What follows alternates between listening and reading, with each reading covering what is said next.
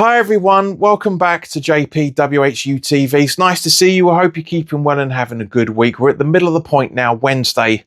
So we've had a few days to digest what's been going on with the bombshell that was given to us over the weekend about David Sullivan stepping down as co-chairman. And I want to go into a bit more detail because while the video was uploading to YouTube, it took 4 hours, man. It was ridiculous. But I did a podcast in the intro which went into a bit more detail than the video did. And thank you to those that are following the podcast on Spotify. Guys, if you haven't already done so, go over to Spotify, Audible, Apple Podcasts, Castbox, you name it. Deezer is basically there. Search JPWHU Radio. The links are in the description anyway, so go over and follow those. But thank you to those that are following the podcast. I do appreciate it. I went into a bit of detail in terms of what I thought was going to happen with David Sullivan and the shares, and more specifically, Daniel Kretinsky as well. Now, guys, as we all know, David Sullivan owns 38.8% shares of West Ham United. Now, as of last year's records, it showed that his value was around about £380 million. Now, of course, once we got relegated, that value is going to drop significantly. I wouldn't be at all surprised if it's probably not much more than 320 something million pounds. But just to have a bit of a recap in terms of the shares breakdown, Kretinsky owes 27%, the Gold family owes 25.1%, Trip Smith owes 8%, and the remaining investors are 1.1%.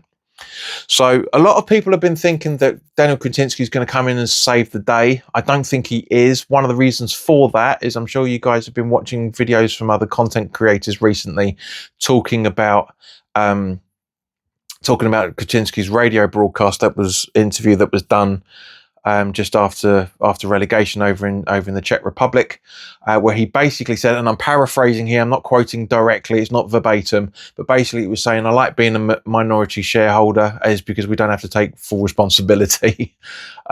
He was asked the question, are you going to be making any further investments into the club and buying more stakes? And he said, we'll see. So as a result of that, everyone's going, yeah, he's doing it, blah, blah, blah, blah, blah. Until the man says, yes, I've done it, and announcements come out saying, yes, I'm now the majority shareholder. We have to take it as read that he's going to seek alternative investment.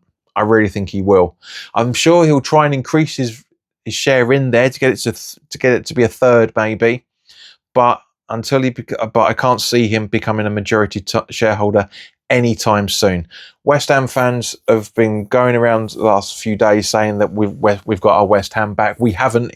Until David Sullivan has sold his shares, he's still a shareholder, as simple as that. And he may be stepping down, but I'm sure he'll still be involved in certain conversations. Let me put it that way. So to go into the context of it, now as I say, because the club is close to close to £1/3 billion in debt, to cover that debt and to buy out Sullivan's shares in full, we're looking at close to, if not maybe just under, £750,000. Yeah, I can't see Kretinsky spending anything close to that. I can see him putting more money in to get a few shares here and there, especially from the Gold family. But you know, because obviously we're going to be having a lot of reduction of income being in the Championship in terms of the international TV deal, which is estimated to be around about 90 to 100 million pounds lost next season, or this coming season, I should say.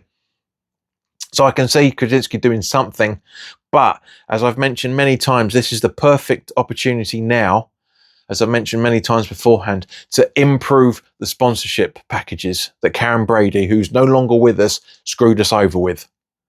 You know, I did a video about a year ago now saying that the sponsorship are the reason why we've hardly got any money, and that's the 100% the reason. You know, you can get a sponsorship with a club for a handful of grand. It's ridiculous. We're supposed to be an elite level club.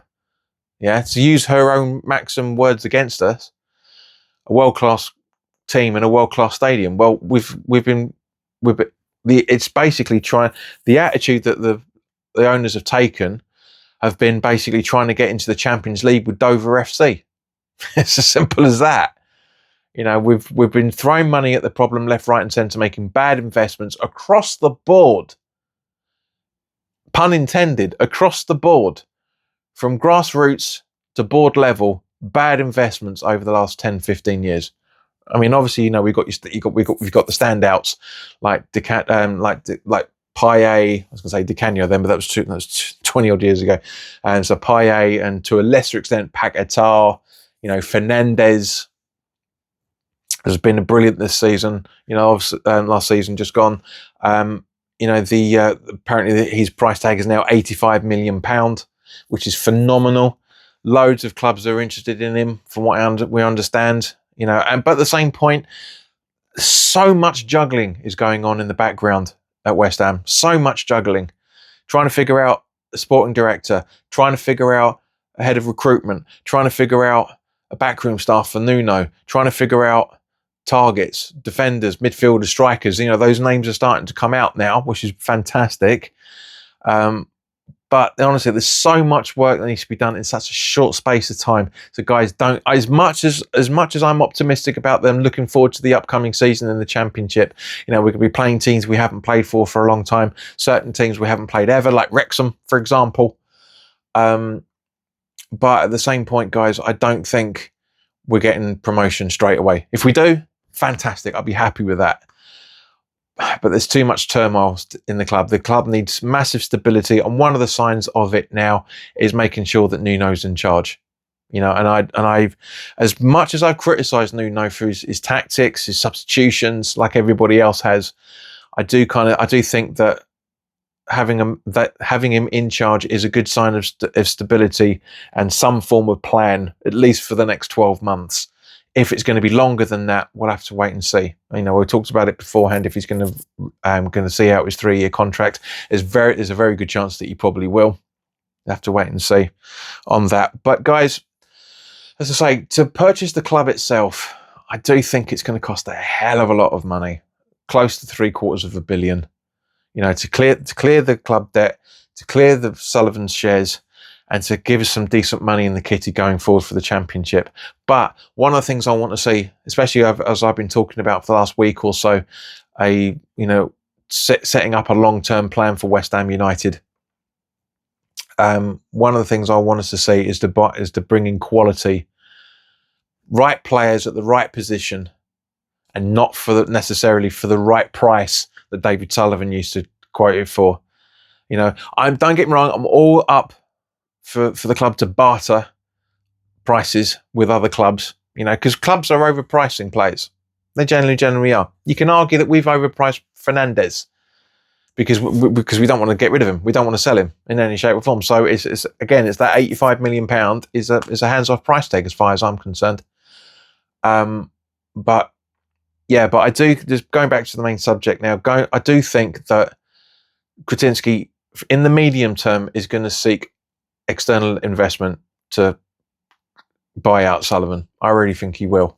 Reason being, as I say, is because he doesn't want to commit to making the decisions. I'm sure that Sparta Prague fans are probably going to be saying exactly the same thing as well. But let's say, for argument's sake, that Sullivan's shares are bought and Kretinsky pumps a shitload of money into the club. I know, yes, he's worth 1.1 billion. Is he going to spend 3/4 of his bank balance, or what he's worth, paying a football club off? Making a purchase for the football club, I should say. Yeah, I can't see it. Cannot see that at all. But you never know. He invested a shitload of money with the Royal Mail. I don't think that was all his own money. If the guy's worth 1.1 and he paid £9.6 billion in Royal Mail, how's that possible? Anyway. But yeah, as I say, so let's say, for argument's sake, all that happens. Sullivan's bought out outright, and Kretinsky purchases the club, and we're debt free. First thing we need to be doing is going to the LLDC and buying that stadium, 100%. Then we can do what the hell we want with it. After that, we can take over the revenue stream. We can take over having gigs. We can take over having baseball. We can take over having whatever we want in there. And that is the reason why other football clubs are successful. Is because when the season stops, they have external money coming in. We need that very fucking quickly. We need an external income stream as soon as possible to make sure that we are a viable club once more. I'm not saying viability to get into the Champions League in any shape or form. That's a long way off. But what I am saying is we need an income stream to match what we should have been getting under the promises we've been given, especially with the quality of players we've been having. A lot of it's been shit, and a lot, we know that. But let's have a look at the players that we brought in under Golden Sullivan's reign. Yeah, Payet, for example. Fernandez, Somerville, Bowen, Souček, Soufal. Good quality players that haven't really cost the earth. Payet didn't cost that much. I mean, it was a fair price, don't get me wrong, especially for 10, 12 years ago, but it wasn't all that bad. It's just, but I say we've over. Pablo is a prime example of what I'm talking about, where West Ham have absolutely fucked up. Okay, the club that we purchased him from 6 months before that, I mentioned it before, but 6 months before we bought him, they paid £250,000 for him. We paid 27 million pound? How the hell is that possible? We need to stop that shit. We really, really do. You could also argue about Jose Font as well, for that matter. Good midfielder, but we overpaid for him. Fulkrug, Jesus. Ward-Prowse, going on the names rather than the abilities, unfortunately. Not that Fulkrug was a huge name, big in German circles, and was doing very well for the German international team at that Euros. But we paid over the price for it. And we're going to get screwed over a lot in these coming transfer weeks. We really are going to be screwed over a lot. But guys, I do genuinely think I'm very, very optimistic about what's coming for the next few years, and I am looking forward to the Championship. But guys, as I say, there's a lot of pain we need to go through first before we get to the pleasure. But guys, put your comments in the comment section below. Let me know your thoughts on the subjects on this. Do you agree with me? Let me know. If you don't, let me know. That's perfectly fine. But yeah, look after yourselves, guys. I'll see you very, very soon, and enjoy the rest of your week. If anything else pops up, then I will make a matter of it. We'll do a video for you. But yeah, don't believe everything that you read, because I asked X in relation to the rumours that have been floating around the last 24, 48 hours about Sullivan being banned from the youth setup and the ladies team. He wasn't aware of it. I mean, if somebody like ex-WHU employee, if he doesn't know about it, it's pretty much, especially for the length of time that's been mentioned. Yeah, don't believe everything you read, because it's not always true. But guys, look after yourselves, take care, and I'll see you soon.